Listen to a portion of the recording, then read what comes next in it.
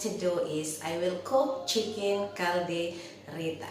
So before we will start, please don't forget to subscribe my channel, like and share my video, and click the notification bell for more updated videos. So we will start now showing all my ingredients for chicken caldereta. Guys, ito na po yung mga ingredients kakailanganin natin sa ating chicken caldereta. So, the slices of potato, carrots, chicken, fresh tomato, garlic, onion, red bell pepper, and green. And these are all the additional ingredients: Knorr chicken cubes, tomato paste, and liver spread. But some, they are putting the, what's that, patis. But for me, no, I'm not putting it. So, this is it. All my ingredients.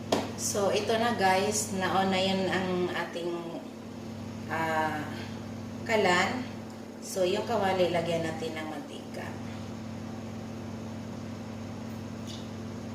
Yung style ko kasi, bago ko iluluto, iprito ko muna yung patatas at saka carrots. Okay? So, hintayin natin na mainit yung mantika. At ipiprito na natin ang ating patatas.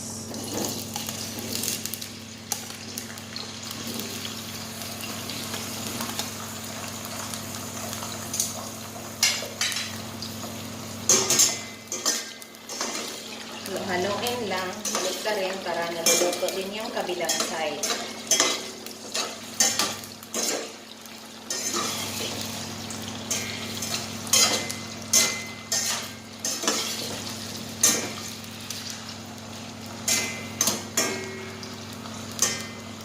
Pagkatapos sa tingin nyo ay naluluto na, tanggalin na natin. At i-set aside lang. So, ito guys, naluluto na, tanggalin na natin at ilagay sa lalagyan.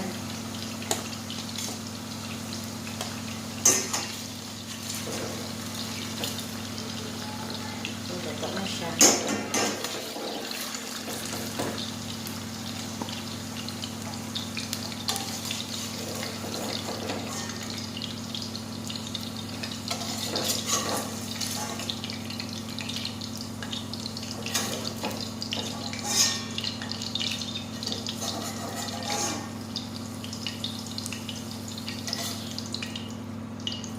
At ngayon naman, ang ipiprito natin is yung carrots na naman. Okay?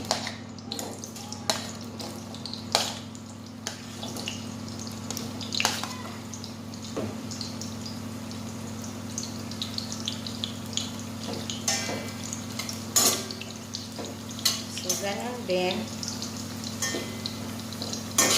Baliktad-baliktarin lang natin siya para kailangan both sides is luto na din. Hindi yung masyadong malakas yung apoy guys, okay? Tamang-tama lang. Ito, balik pa rin na natin. So, ito guys, luto na. Kunin din natin at ilagay sa isang lalagyan. Okay?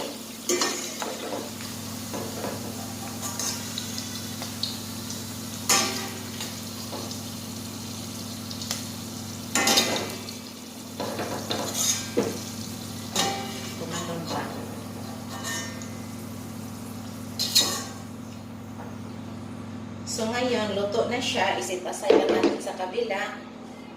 At ang ipiprito na naman natin is yung manok. Sa pinagpiprituhan natin ng patatas, ang iprito natin is yung manok. Iprito natin siya ng 1 to 1.5 minutes. Okay?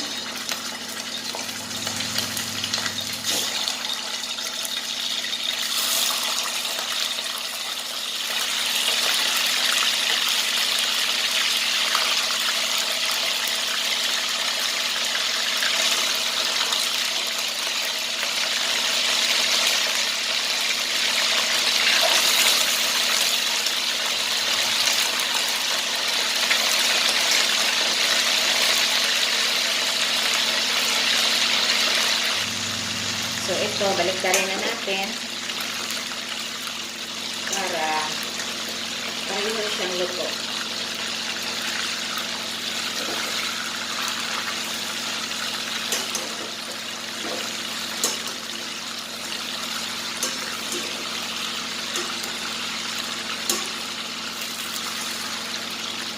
Huwag mag-alala kung siya ididikit dahil dito din natin igigisa ang ating mga kakailanganin na may sa ilagay.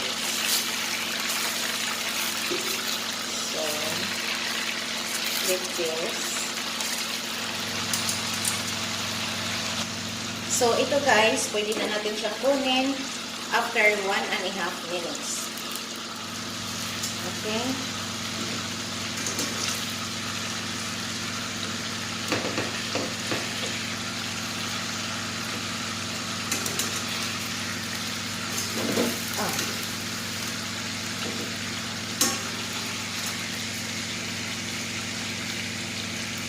Dahil marami ang lulutuin ko, ito yung pangalawang batch.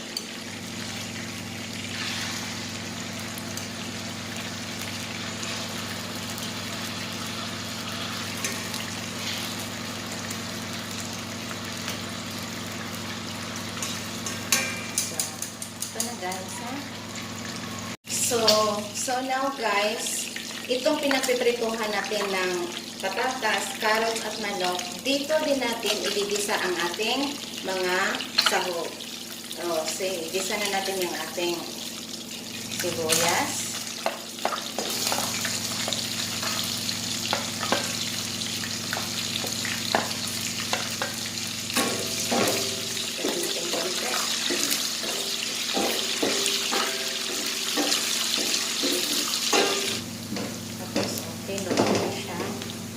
Bawang.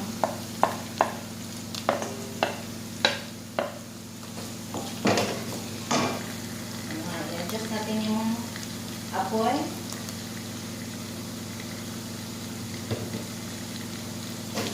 Hintayin na natin na magiging light brown. Hintayin natin puti. So, light brown.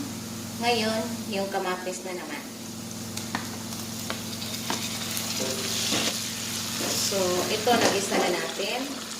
Ilagay na natin yung ating pinirito na chicken.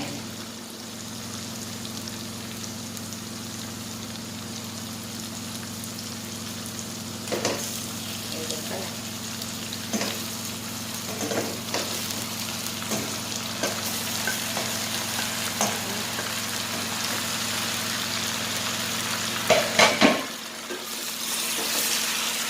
Haluin.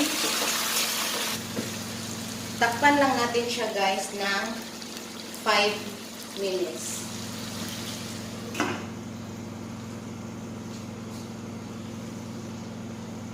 So ngayon guys, baliktarin na natin para pantay yung pagkaluto. Wow, sarap. Ilagay na natin yung ating tomato paste. Tapos yung ating liver spread. Ilagay na natin. Ako kasi buong chicken yung luto ko. Ubusin ko itong isang lata na maliit. This is 85 grams. Regular size. So, ito. At sabawan natin ng 2 cups.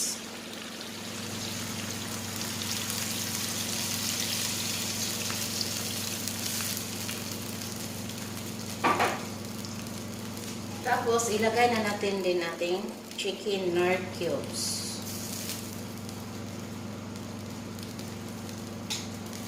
Haluin. Tapos, yung asin guys, tansya-tansya na lang. Okay? Adjust yung apoy.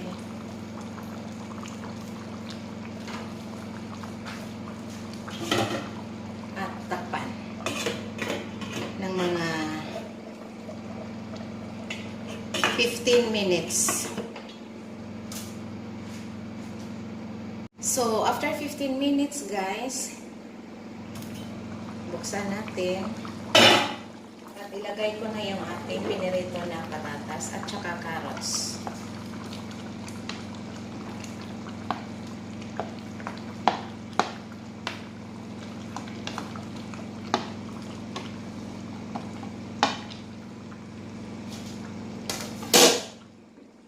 Haluin lang. So, sarap na guys. So, takpan natin uli ng 15 minutes.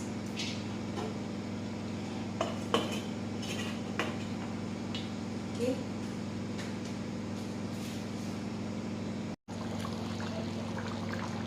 So, ngayon guys, ilagay na natin ang ating red bell pepper. Okay? At green.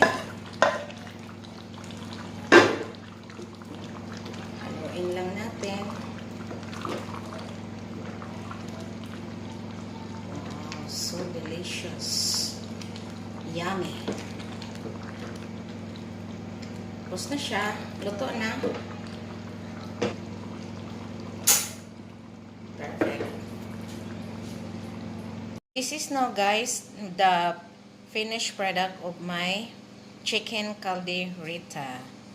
It's good to serve when it's hot and with a partner of rice. If you are not a fan of rice, so bread it can be.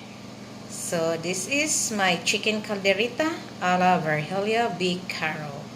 Thank you guys. Please don't forget to subscribe my channel and hit the bell icon.